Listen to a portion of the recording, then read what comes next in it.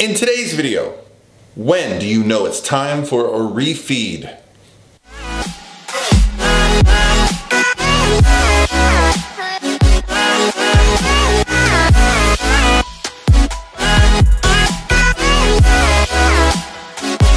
All by myself. Hey guys, what's going on? This is Paul Ravella from ProPhysique.com, and today's video topic is going to be about when should you have a refeed? Do you need to listen to your body? Do you need to have it planned?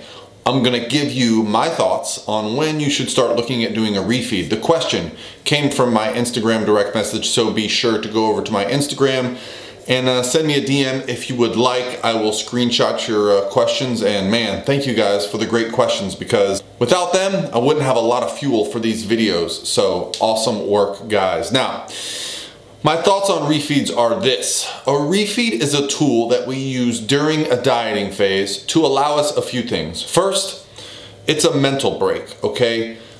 It can be very difficult. It can be very fatiguing to be in a caloric deficit for a long period of time and not really have any relief from that deficit. So first and foremost, I like refeeds as a way to say, you know what? Work hard for a little bit and then you get this little treat, okay? Now, some may argue that it is less optimal to do it that way, but I will say psychology over physiology, okay? We need to take care of this if we're gonna be able to take care of this, okay? So what I really like to do is find out from the person if they need a refeed. Now, if someone's coming off of a long off season, okay? If someone's been in an improvement phase for like a year, I often will not include a refeed to start that process. When we get into a caloric deficit, I will just set some fat loss macros, and I will wait until I start to feel that person needs a refeed to add it in. Why? Simply because the mindset. The person has been in a caloric surplus for so long that, you know what? I felt it before. I get excited to be in a caloric deficit. I get excited to see the scale go down, to see the body changing, to see all the things happening. And when that excitement is there, well, the mind is excited about it and you're just progressing. So for this person, I'll typically wait for a stall, or I'll wait for some feedback that, you know what, coach, my strength wasn't there this week. I feel a little run down. That's when I'll include a refeed day. So let's say you didn't come out of a long off season. When should you plan your refeed schedule? Well, I like to say that refeeds should be spaced farther apart early on in the fat loss phase, and they're probably going to be closer together later on. The leaner we get, the more frequent I find that refeeds are beneficial. Also, sometimes the leaner I get, I might do something called a double refeed or a consecutive day refeed, where we use refeed day macros 2 days in a row. So if you're asking me this question, it makes me think you probably need one, because you're considering it and you're thinking about it. And I know that you said you'd like to feel like you're pushing through. A lot of times I have to explain to my clients that a refeed is not a break, okay? It is not a reward. It is simply a part of allowing the body to progress, okay? There's been some good research that has shown that there are some hormonal benefits to refeeds, specifically multiple day refeeds and even diet breaks. Does a single day refeed have the same impact? Perhaps not, but there is definitely a benefit to a single day refeed to our glycogen stores, okay? That's going to allow our performance to improve. And we also might have a little bit more energy. And if we have more energy during a refeed, well, we might start to notice that our NEAT, or our non-exercise activity thermogenesis, increases. If you've been dieting for a long time and you've been low calorie and you've got some cardio, think about it like this. We tend to spend most of our days being sedentary, meaning when we're not in the gym, when we're not having to do something, we tend to sit very still. We don't fidget as much. Well, when we have a refeed day, we might be a little more fidgety. We might get up and move a little bit more. We might say yes to something that requires movement when we would have said no. So refeeds have an impact. It's not just simply fuel for our muscles. It's also fuel for our brains. And I don't look at that as a reward. I look at it as a necessary part of a successful fat loss diet. How do we break them up? I usually start with 1 per week. I will eventually get them down to 2 per week, usually on consecutive days.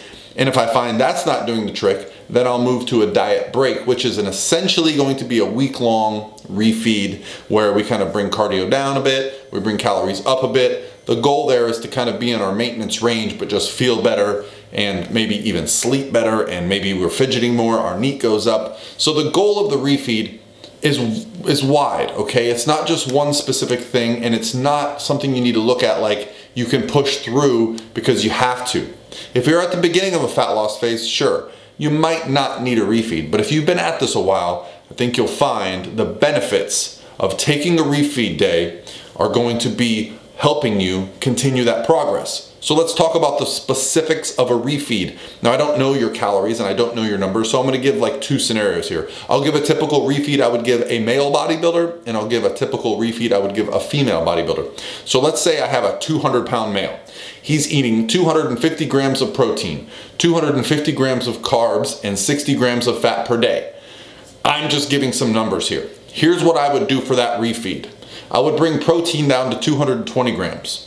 I would bring the carbs up to probably 350 grams, maybe even a little bit higher, and I would bring the fat down to probably 55 grams, just slightly, okay? Let's talk about a female. Let's say we have a female who's 110 pounds, and she's taking in 120 grams to 130 grams of protein. She's taking in 150 grams of carbs per day and 45 grams of fat per day. What I would like to do with her refeed is bring her protein down to a gram per pound. So maybe 110 grams of protein for the day. She was at 150 on the carbs. I don't want to go up too high because the goal here is not to put on body fat. It's going to be to restore some glycogen and some energy. So I might bring her carbs up to around 220. Maybe 230, depending on how well I know the person. Fats, probably gonna keep them steady, maybe bring them up 5 grams. And you're gonna say, well, coach, why are you bringing fat up? I find that if we add in too many carbs and don't allow for enough fat, that digestion becomes an issue. There are some foods that are digestible only by fat, some vitamins. So I find that if we raise carbohydrates up too high and we bring fats down too low, it might slow the digestive process, which is again against what we're trying to do here. We're trying to get the carbohydrates in there to use. Now, this is just my experience. Doesn't always happen this way. Some people respond better to keeping fats low, some to keeping fats high.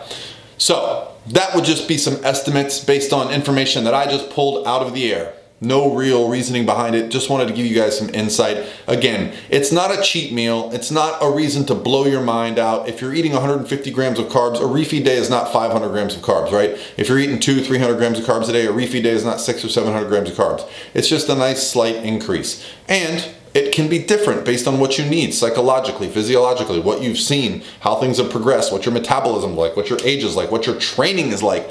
There's so much to it. But hopefully this gives you some insight so that you can start including a refeed if you feel it's necessary. All right, guys, that's it. I'll talk to you guys tomorrow.